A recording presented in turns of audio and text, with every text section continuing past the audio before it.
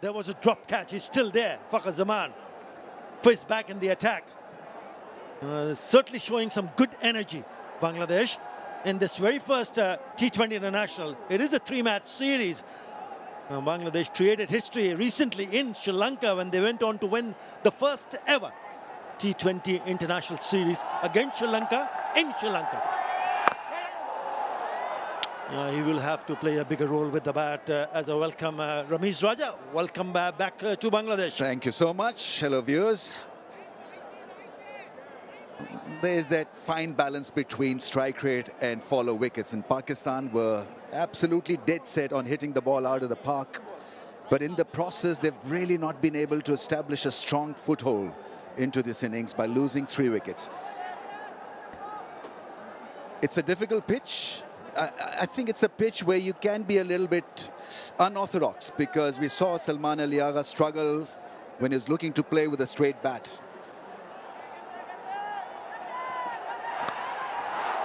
Now this guy's pretty special. Hassan Nawaz can belt the ball a long way.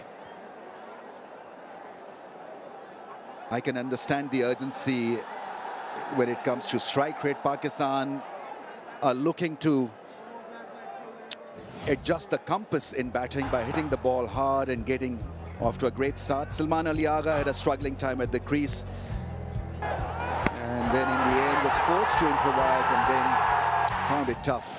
Was caught behind. It's just that you've got to find that middle phase of the batting where you need to adjust and form a partnership. And I'm sure that must have been discussed right now. Let's just buckle down a little bit, make sure that there's a partnership of at least 20-30. Yeah, when you look at the run rate, they've picked up 7 boundaries already in this innings.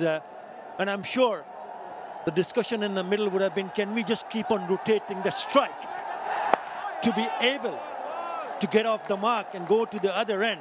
Another good delivery from Mustafizur Rahman. And it can play such a big role, especially when a team in this sort of a position, losing 3 early wickets. Yes, nothing wrong with the run rate, but you've got to find a method to ensure you don't lose another wicket. They've come in big numbers, been a breath of fresh air for Bangladesh, what they did and achieved in Sri Lanka.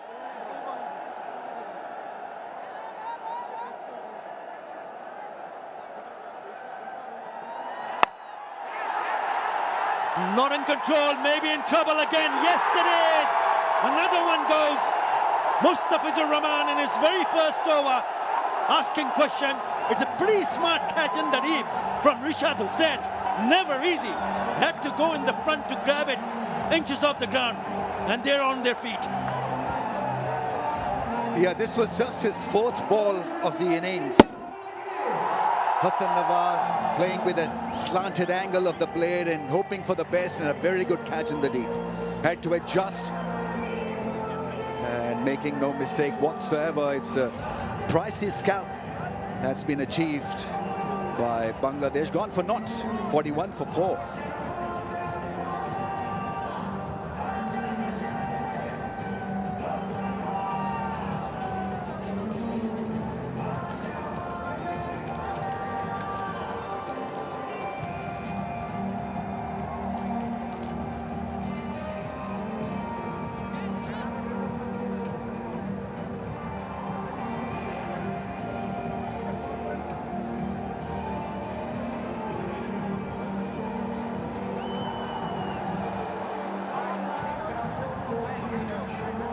No, this is a wonderful, wonderful start for Bangladesh.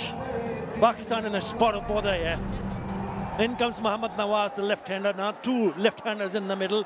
Fakhar Zaman, who came on to bat as an opener, still there. Salman Ali Agha trying his hand at improvisation. Didn't work out at all. Had a very painful stay at the crease, and then Hassan Nawaz backing himself to airlift the ball, found the outside edge, and it was taken. End of the power play, and a very good one for Bangladesh. 4 down Pakistan for 41.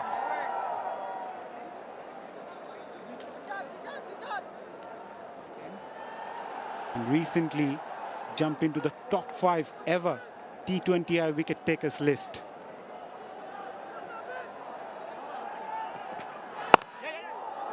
played with soft hands.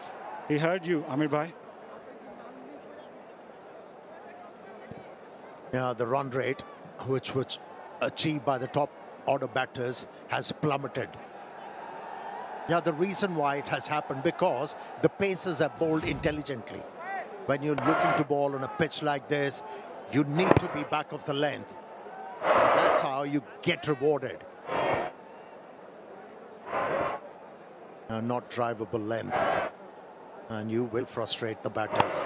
And in the process, you will pick up quite a few wickets. Bangladesh's fielding has been terrific, I must mention, despite the fact that Taskin dropped that catch early on and Mahdi also missing out.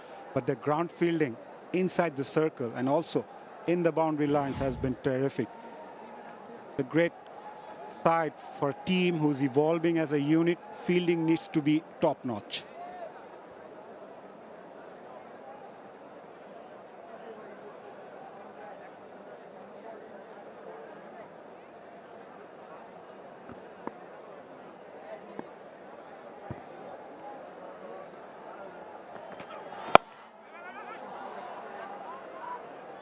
We were mentioning about Bangladesh's bowling unit, Amir Bhai. The impact of bowling in the last 2 years for Bangladesh has been phenomenal.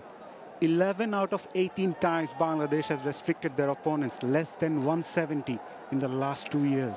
And that sums up how the bowling unit has shaped up as a world-class unit. Yeah, the good news for Bangladesh is the batters, they have taken the responsibility. Now they have started to complement the bowlers. And that's why they've been able to win that series against Sri Lanka. Batters were disappointing at times. Was able to hit the hole on that occasion. Oh, misunderstanding. He has sold Fakhar Zaman down the river. Khushdil should have sacrificed his wicket. It was his call, and halfway through, he declined. And this is a big loss for Pakistan. Horrible mix-up, must say, between Fakhar and Khushdil. Not the best of throw, but Liton does really well. Flicked it towards the stump. And Fakhar was struggling big time. I mentioned Bangladesh's fielding has been top-notch, and they have been proving rightly so. Another wicket falls for Pakistan. It's the big wicket of Fakhar Zaman after scoring 44 of 34. They are 70 for 6.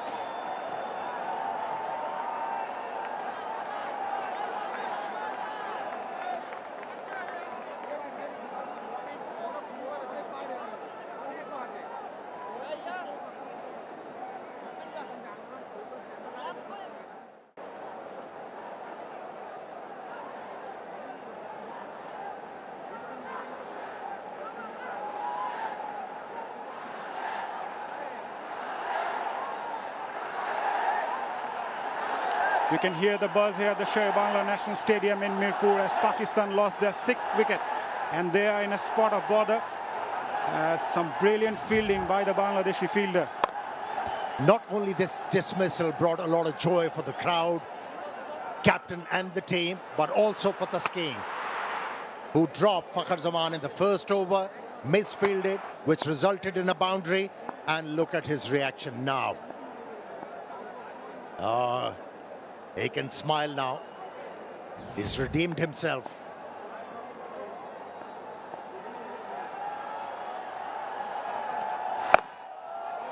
That length again. Never easy for a newcomer to play someone like Mustafizur under pressure. Yeah, he's no mug with a bat. He can stick around. And that is the job description for him. For this moment, Khushdil now has to take the responsibility to get Pakistan to a safe score. Abbas Afridi happens to be the nephew of former Pakistani pacer Umar Gul. Dignitaries present at the Sher-e-Bangla National Stadium in Mirpur. The atmosphere is electrifying, outstanding for game of T20 cricket. And the home side are delivering.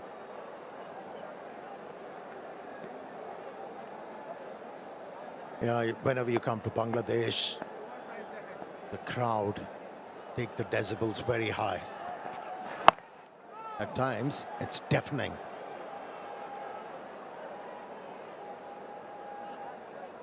"12 down, 70 for 6.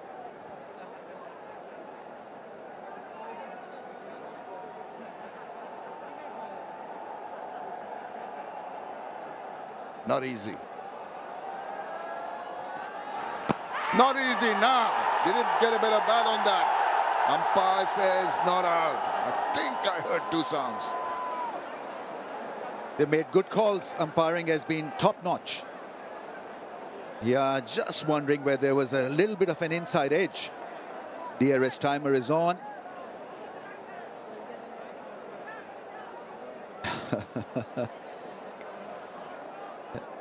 He's trying desperately convince. He's not convinced himself. Like, this has to take the walk back, and that might just be a wise option.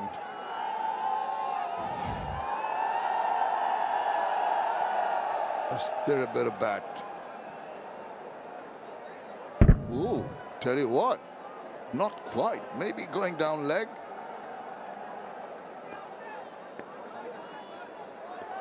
But he said it was out. Wasn't taken by the keeper and the skipper.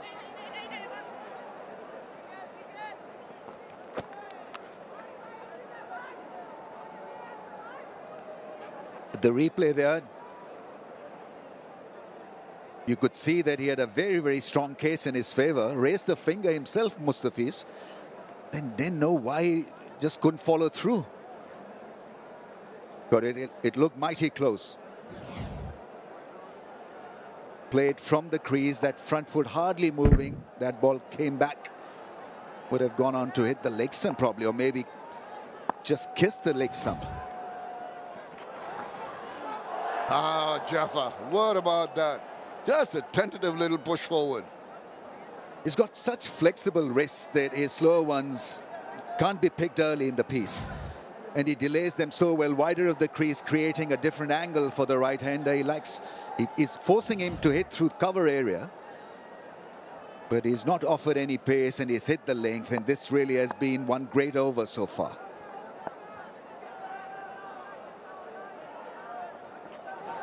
And it continues to be great. This is marvelous death over bowling by Mustafiz Rahman, a class apart.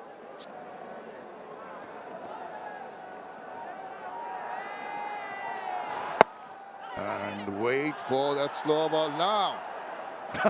Maybe the non-striker very eager to get a run. Thankfully sent back early enough.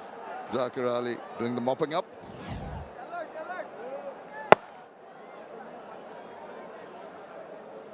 I think he's generally going to bowl this stuff. The angle deliveries, the cutters, fine and third fielders, both in the ring, so he's not going to really experiment with the seam-up ball. You generally have those fielders in the circle when you're looking to slacken the pace. No, what he's trying to do is change his angle to the left-hander. And exactly what he wanted to do is achieved.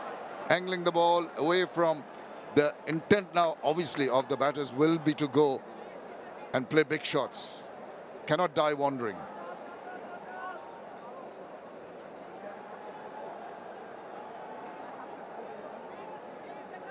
Be useful if they use their feet.